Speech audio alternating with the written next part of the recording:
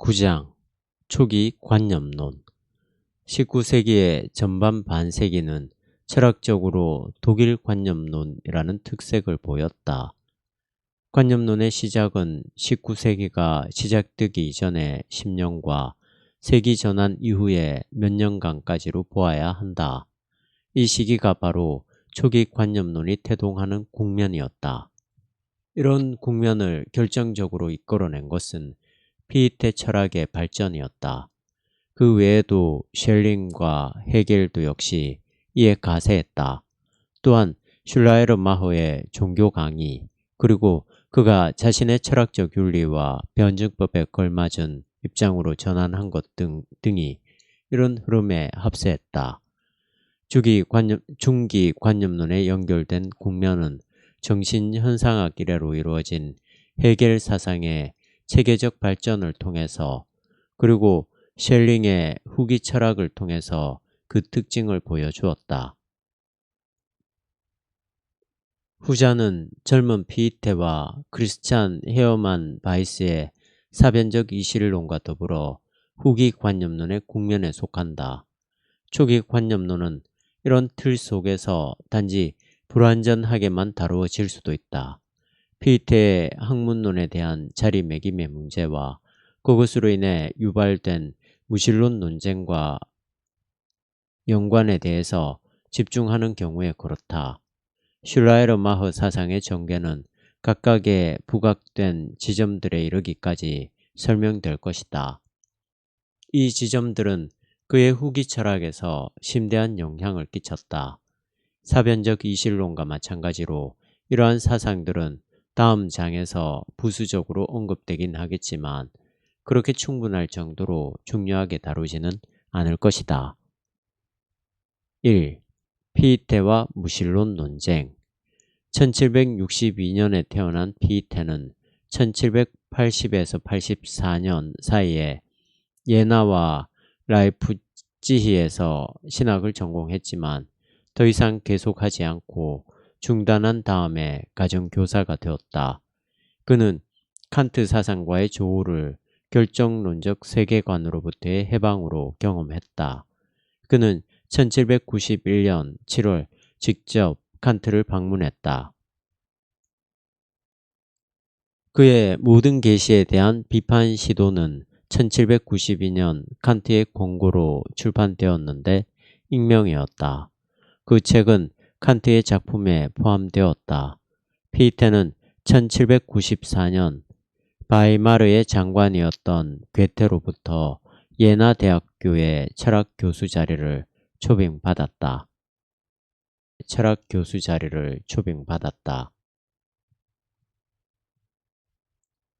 같은 해에 칸트의 초월 철학을 체계적으로 재구성한 첫판이 전 지식학의 기초라는 제목으로 출판되었다. 이 작품은 경험을 일치시키는 토대인 자의식에 기초를 두고 있다. 피이테는 이 작품에 대해서 뒤이언해에 해명하는 머릿말을 붙였으며 1814년에 죽을 때까지 여러 번에 걸쳐서 새로운 판을 냈고 특정 청중을 대상으로 강의하기도 했다. 그가 여러 번에 걸쳐서 증보된 지식학은 거의 대부분 출판되지는 않았다. 그래서 그의 수많은 공적 생활 중에서 1794년판이 그의 사상을 가장 잘 나타내주고 있다. 피이테는 예나에서 또 한 권의 책 지식학의 원리에 따른 자연법의 기초를, 그리고 1798년에는 도덕론의 체계를 출판했다.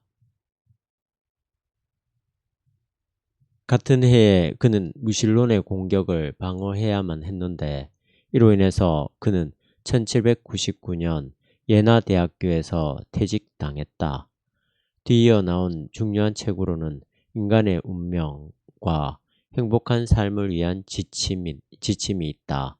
피이테는 베를린 대학을 창설한 사람들 중에 하나였으며 1810년에 이 대학교의 초대 학장이 되었다.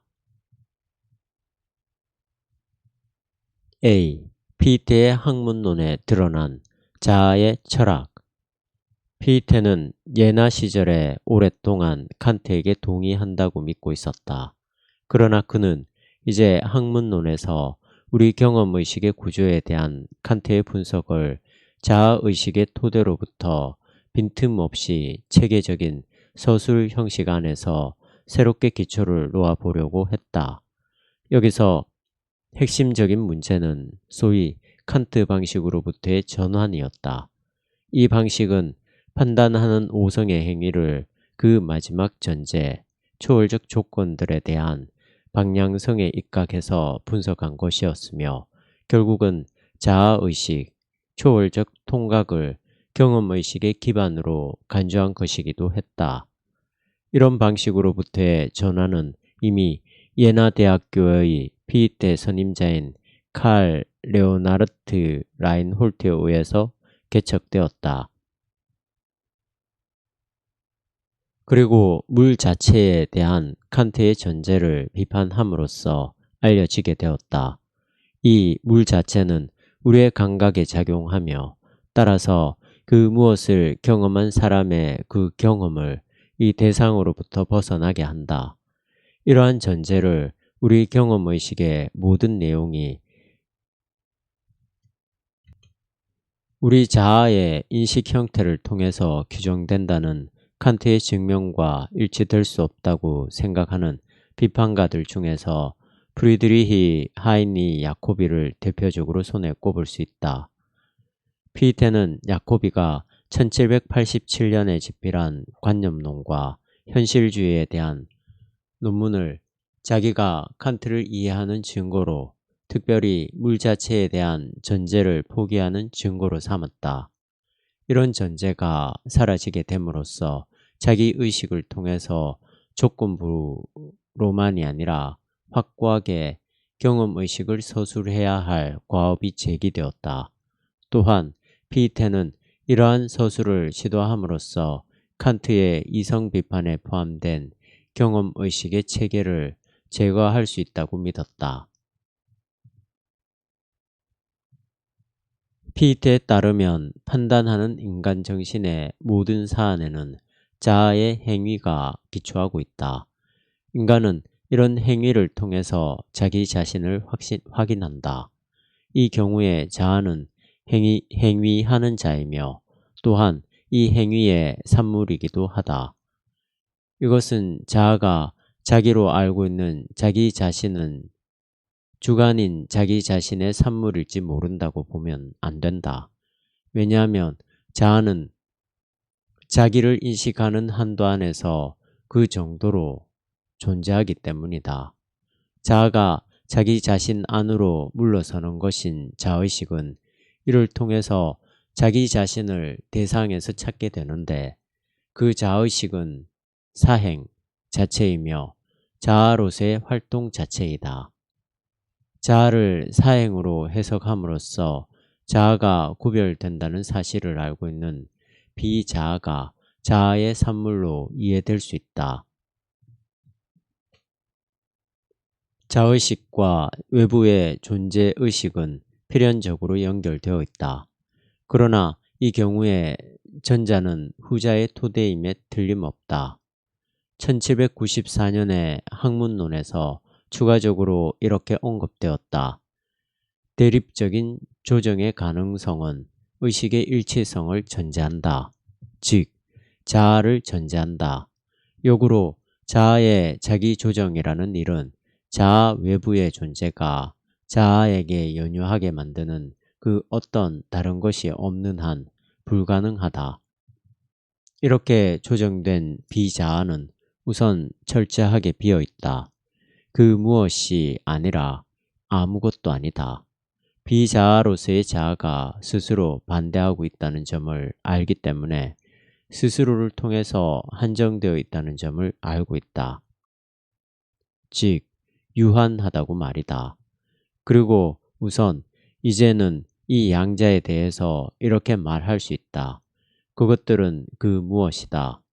피에테는 이런 세 번째 명제를 통해서 순수 자아의식을 반영하는 과정에서 주관과 객관으로 분리된 의식의 차원에 도달했다. 유한한 자아가 제한되어 있다는 사실은 감정의 방식에서만 우선적이고 직접적으로 지각된다. 그리고 일종의 무엇의 활동으로부터 나오는 권원적인 감정을 더 설명한다는 것은 칸트주의자의 독단론인데, 그것은 물 자체에 대한 신앙 안에서 전개되는 독단론이다. 실제로는 반대의 상태이다. 감정은 직관을 통해서 연장된 진료를 얻어내는데, 감정의 단순 주관성은 사유를 통해서 자신의 근본이 아니라 이 진료에게 이관되며, 또한 단지 이런 종합을 통해서 객관이 출현한다. 의식의 대상으로부터 구별된, 그리고 그 대상에 연관된 유한한 자아는 근원적인 자아 직관의 절대 자아를 통해서 구별되며 그 절대 자아와 대립한다. 그러나 유한 자아와 대상에 대한 전체 대상 관계는 절대 자아로부터 발생한 것으로 알려져 있다. 자기조정과 비자아의 첫 조정은 피이테가 여러 번에 걸쳐서 강조했던 것처럼 이론적으로는 이끌어낼 수 없다. 이것들의 토대는 우리가 도덕률을 요청함으로써 경험하게 되는 자기 활동과 자유이다. 즉, 나는 순수 자아에 대한 나의 사유에서 분배되어야만 한다.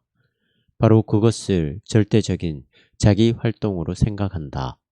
사물을 통해서 규정된 것이 아니라 사물을 규정하는 것으로 생각한다. 피이테는 칸트와는 달리 경험의식을 자기 안에 근거한 것으로 이해하기 위해서 자아로 시작하기 때문에 자기의식의 일치에 대한 질문을 매우 중요한 관심의 대상으로 삼았다. 칸트가 자아의식을 경험의식과의 관련 가운데서 자기에 대한 반영으로, 또한 모든 경험을 동반하는 것으로 묘사했다고 해서 자기의식의 구성에 대한 질문이 자아와 자기 자신이라는 이중성에서 답변된 것은 아니었다. 삶의 주체인 자아와 객체인 자아 사이의 차이가 여기서 늘 전제되었다. 자아가 모든 경험의 단일한 토대여야만 한다면 그것은 당연히 자기 자신의 단일한 토대임이 틀림없다. 그래서 이 기능은 피이테가 말하는 사행으로서의 자아 개념을 성취시켰다. 즉, 나는 한 행위를 통해서만 나 자신이 될 수 있다. 왜냐하면 나는 자유롭기 때문이다.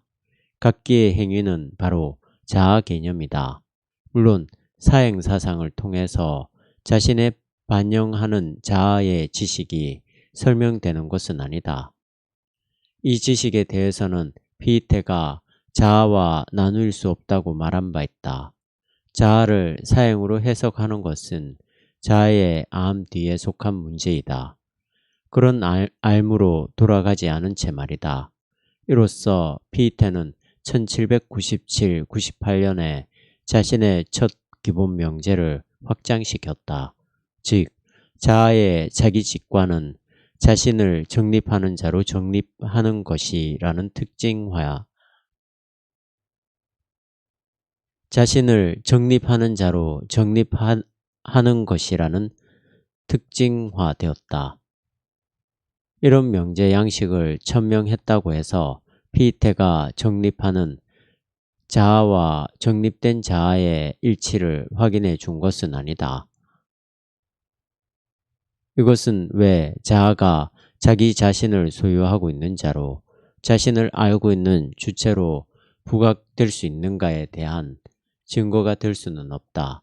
따라서 피이테는 뒷날 자아의식의 토대라고 생각한 자기 조정 사상을 포기했다. 자아는 자기 자신을 야기시킬 수 없다. 오히려 자기에게로 다가오는 행위한 토대로부터 그것은 자기 자신의 토대인데 그 토대로부터 자신을 이해해야만 한다. 이 토대는 다시금 자아가 될 수는 없는 것이다. 피에테는 1801, 2년에 쓴 지식학에서 자아의 자기 직관을 가리켜 자유로운 빛을 포착하는 눈이라고 표현했다. 피에테는 이미 이러한 새로운 사상적 기획을 끝내면서 이성 안에 있는 하나님의 보다 숭고한 능력을 고양시키는 것에 대해 언급했다고 보아야 한다. 그 능력은 곧 감각세계의 영원한 창조력인데 하나님의 능력을 고양시키는 자는 이 능력 안에서 하나님 안에 있는 자기와 세계를 직관한다. 그래서 피에테는 그 뒤로 자기 의식을 바로 하나님의 자기 선언이라고 해석했다. 1804년에 쓴 지식학에 따르면 자아의 절대적인 내적인 생동적인 발생사는 한 원리를 전제하고 있다. 이는 곧 하나님의 빛을 가리키는데 이 빛으로부터 자아는 빛이 된다. 또한 이 빛으로부터 이제 하나님의 계시와 언설인 빛이 현상적으로 견인된다. 피에테는 1806년 작품인 행복한 삶을 위한 지침에서 존재의 언설과 계시라는 의미에서 의식을 존재의 현존이라고 언급했다. 이 경우의 핵심 문제는 인간 의식이었다. 즉, 의식은 혹은 우리 자신은 하나님의 현존 자체이다. 그리고 이 현존과 온전히 하나를 이룬다. 바로 이런 의미였다. 또한 이를 통해서 의식이 된다. 왜냐하면 그의 고유한 혹은 신적인 참된 존재는 그에게는 세계가 되기 때문이다. 이런 의식으로 하나님의 생명이 세계로 변형되었는데 이 변형은 무한한 형태를 반영함으로써 갈라지고 말았다. 그러나 바로 그 하나님의 빛은 자기 자신을 통해서 이러한 파괴로부터 다시금 종합하고 자신과 일치시킬 수 있다.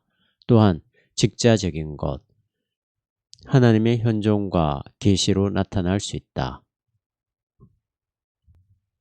B. 피에테 철학의 실천적 특색과 무신론 논쟁. 피에테의 경우에는 이론적 철학과 실천적 철학이 칸트와는 달리 분리되지 않았다. 더욱이 피에테는 법철학과 윤리 그리고 종교철학에 대한 특별한 서술을 집필했다. 그러나 원칙적으로 그에게 실천철학과 이론철학은 하나다. 왜냐하면 이 양자는 이성의 자기 입법이나 이성의 자유에 걸려 있으며 또한 사행인 자기 완성에서 이루어지는 자아의 자기 조정과 관계되기 때문이다. 이 경우에 자아의식의 권한은 궁극적으로 도덕적인 권한이다. 이 권한은 도덕법에서 나타나는데 이를 통해서 절대적인 단지 그 권한에만 토대하고 있는 행위가 자아를 요구하게 된다. 여기에 자기 활동과 자유에 대한 직관이 근거하고 있다. 이 직관은 1794년에 집필한 지식학의 양 첫 기본 명제에 등장하는 개념인데 끌어낼 수 없는 것이라고 했다. 이와 마찬가지로 그는 1796년에 자연법의 기초에 대한 논문에서 이렇게 언급했다. 실천적인 자아는 권원적인 자기의식의 자아다. 의혹은 이성의 고유하고 본질적인 성격을 말한다. 이성의 고유하고 본진적인 성격을 말한다. 피에테는 바로 이런 생각을 인간의 운명에서 다음과 같이 피력했다. 의지는 활동하는 자이며 또한 이성세계에 살아있는 자다. 이는 흡사 운동이 활동하는 자이며 감각세계에 살아있는 자인 것과 같다. 여기서 말하고자 하는 바는 이렇다. 하나님은 영원한 대하의 원천이다. 생명과 능력과 행위, 즉 근원적인 생명에서 흘러나오는 원천이다. 그분의 생명으로부터 무한한 자로부터 흘러나온다. 왜냐하면 모든 생명은 그분의 생명이기 때문이다. 종교적인 눈만이 참된 아름다움의 나라로 돌입한다. 피트의 경우에 이런 생각의 단초는 이미 1792년 모든 계시에 대한 비판 시도에 내포되어 있었다. 그 책에서 이렇게 주장되었다. 하나님의 의지는 도덕 법칙의 내용에 대한 권한으로만 생각해서는 안 된다. 왜냐하면 그렇게 생각하면 타율이 되기 때문이다. 즉, 하나님의 의지가 우리 안에 있는 도덕 법칙의 실존을 야기하는 원인이 될 수 있을지도 모르기 때문이다. 도덕 법칙은 하나님의 본질에서 최고 형태를 갖춘다. 따라서 그 도덕 법칙의 내용은 하나님의 의지에 의존적이지 않고 오히려 우리 안에 있는 그의 실존에 해당되는 경우일 수 있다. 왜냐하면 하나님은 자연 세계의 원인이며 또한 우리에게 속한 고유한 현존의 원인이기 때문이다. 피테는 칸트처럼 하나님의 현존을 지선 개념의 토대를 두고 설명했다. 뒷날 칸트의 공준론에 가한 일반적 비판의 결과로 이런 자리매김이 떨어져 나왔을 때 하나님이 우리 안에 있는 도덕 법칙의 토대라는 사상도 역시 퇴각했다. 1796년에 쓴 자연법의 기초라는 논문에는 여전히 인간이 자유로운 자기 활동을 위해서는 다른 일을 통한 권유가 필요하다는 사상이 남아있다. 또한 이러한 권유는 교육에서 발생하며 궁극적으로는 하나님에게로 돌아간다. 그런데 1798년에 쓴 도덕론 체계에서는 이와 달리 우리 안에 있는 도덕 법칙의 효율성이라는 점에서 하나님이 그것의 근거가 되어야 한다는 요구가 없다. 1798년 무신론 논쟁을 촉발시킨 피테의 작품 우리가 하나님의 세계 통치를 믿는 근거에 대해서에는 우리의 도덕적 운명에 대한 증명이 곧 신앙으로 묘사되었다. 나는 나의 고유한 본질을 통해서 내게 정립된 모든 목표를 포착함으로써 그리고 그 목표를 나의 실제적인 행위에 적용시킴으로써 나는 동시에 실제적인 행위를 통해서 바로 그 목표를 설명할 수 있게 되는 것이다. 이로써 우리 생명에 새로운 질서가 등장했다. 세계는 우리에게 이제 우리가 감당해야 할 의무에 의미심장한 진료가 될 것이다. 말하자면 리얼리티에 대한 신앙이 이런 질서에 반드시 필요하다고 요구되는 그 강요는 계시라고 불릴 수 있다. 이를테면 이것이 바로 참된 신앙이다. 왜냐하면 이런 도덕적 질서가 우리가 받아들여야 할 신성이기 때문이다. 결국 피테의 계시 비판과 달리 신관이 축소되고 말았다. 모든 생동적이고 작용하는 도덕 질서가 하나님인 셈이다. 왜냐하면 우리는 그 어떤 다른 하나님이 필요하지도 않고 그 어떤 다른 하나님을 생각할 수도 없기 때문이다. 이제 도덕적인 질서와 자연 질서의 권원인 하나님에 대해서 더 이상 언급할 필요가 없게 되었다. 이성 안에는 모든 도덕적인 세계 질서로부터 파생되는 그 어떤 토대도 없으며 또한 토대에 근거했다는 추론 덕분으로 어떤 특별한 본질을 그 원인으로 받아들여야 할 토대도 없다. 그렇다기보다는 오히려 이것과 연결된 하나님 개념이 특별한 실체로서 불가능하며 모순된다는 것이다. 이것은 뒷날 피테가 해명했던 것처럼 칸트의 기본 명제에 따라서 변형을 고집하는 실체 개념이 공간적이며 물질적인 사물에 적용될 수 있기 때문에 그렇게 된 것이다.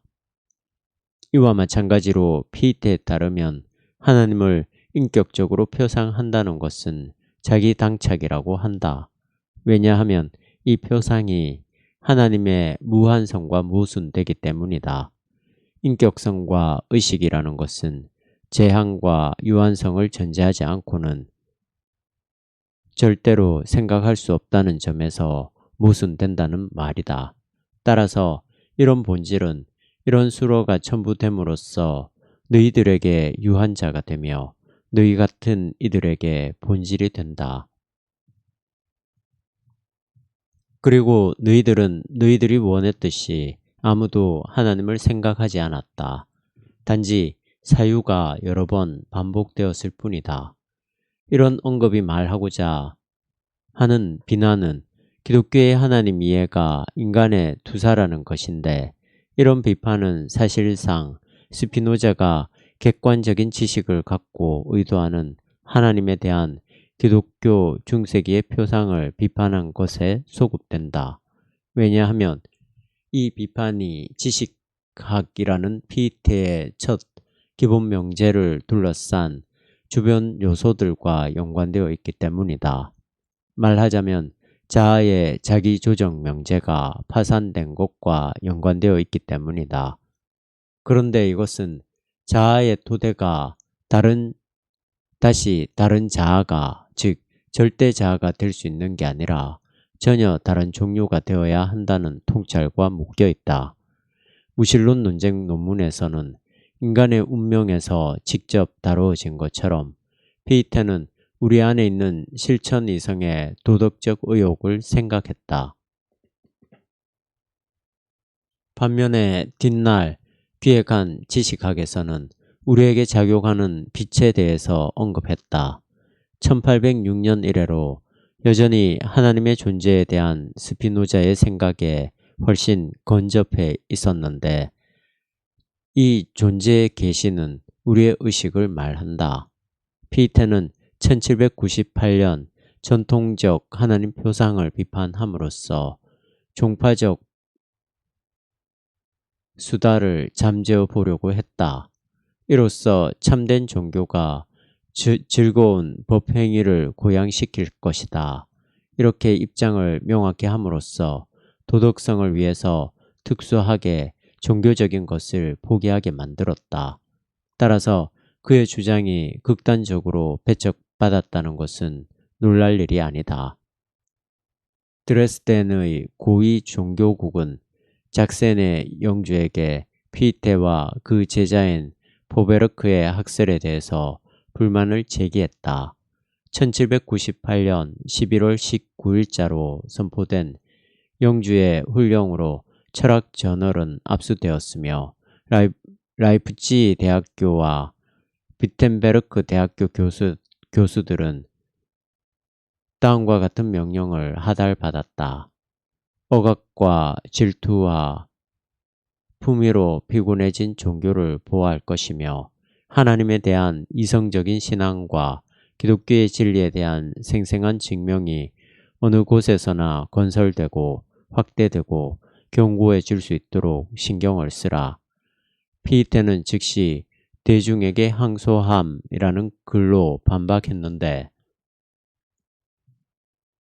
이 글은 다음과 같은 비꼬는 투의 부제를 달고 있다. 압류당하기 전에 일독해 볼 만한 논문, 피이테의 도움으로 또한 그가 쓴 무신론이라는 고발에 대해서 사법적으로 책임을 지는 글의 도움으로 대학생들의 시위가 뒤따랐다. 개인적인 견책을 받을 경우에 물러날 각오를 하고 종교국을 향한 피이테의 위협은 1799년 4월 3일자로 선포된 훈령으로 말미암아 결국 공직에서 쫓겨나는 계기가 되었다. 괴테 장관은 다음과 같은 사실에 대해서 유감이라고 실로서에게 보낸 편지에 썼다. 우리는 그를 잃어버리게 되었습니다. 그리고 그의 어리석은 자만심이 그로 하여금 이 지구에서는 그 어디에서도 발견할 수 없는 그 좋은 자리에서 쫓겨나게 했습니다. 그러나 피이테는 베를린으로 갔다. 그곳에서 국왕 프리드리히 빌헬름 3세는 뒷날 베를린 대학교의 학장이 될 이 사람에게 다음과 같은 단서를 달고 체류 허가를 내주었다. 그가 사랑하는 하나님에게 적대적이라는 게 사실이라고 한다면 하나님이 이 체류 허가를 제거할 것이다. 이것이 나와는 아무 상관없는 일이다. 피이테는 무신론을 주장한다는 고발로 인해서 심리적으로 지친 것처럼 느꼈다. 그가 1798년에 이에 대해서 철저하게 해명했음에도 불구하고 이 고발은 좀 더 심원한 의미에서 볼 때 피이테에게 사실상 정당하지 않았다. 이것은 그의 사상적 발전이 그 뒤로도 계속 이어진다는 사실에서 분명하다. 이 사상적 발전은 모든 비난에 대한 반동만이 아니었다. 오히려 자아의 자기 확실성이라는 구조를 얻기 위한 피이테의 싸움이 이 사상적 발전 안에서 이어졌다. 여기서 피이테는 자아의 주관성을 위한 신적인 토대에 대해서 이렇게 언급해야만 했다. 즉, 하나님은 또다시 주관이나 자아로 생각될 수 없다고 말이다. 이로써 그는 자아의 자리매김을 순환적으로 제시하지 않았을 뿐만 아니라 무신론 논쟁에서 피이테 자신에 의해서 단순히 제기된 전통적 이신론의 하나님 표상인 신인 동령동성론을 피할 수도 있었다. 여기서 순환적이라는 말은 다른 자아와 절대 자아의 반대가 순환한다는 것인데 이 절대 자아는 절대로 구별된 구성적 토대를 필요로 한다. 뒷날 피이테에게 중요했던 문제가 바로 이것에 기인하고 있다. 비록 1810년까지 새로운 형태로 진행된 지식학의 기획들이 인쇄되어 나오지 않아서 주관성의 이론적 동기가 세상에 공식적으로 거의 알려지지 않았지만 말이다. 피이테는 헤겔의 명제에 대해서 질문함으로써 명제는 주관으로서의 절대에 대한 것인데 또한 사변적인 이실론과 포이에르바흐의 종교 지판에 대해서 포이에르바흐의 종교 비판에 대해서 질문함으로써 하나님의 초월에 훨씬 합당한 미래의 철학적 신학으로 방향을 잡은 것이다. 물론 그런 철학적 신학에 대한 서술이 그에게는 아직 이루어지지 못했다.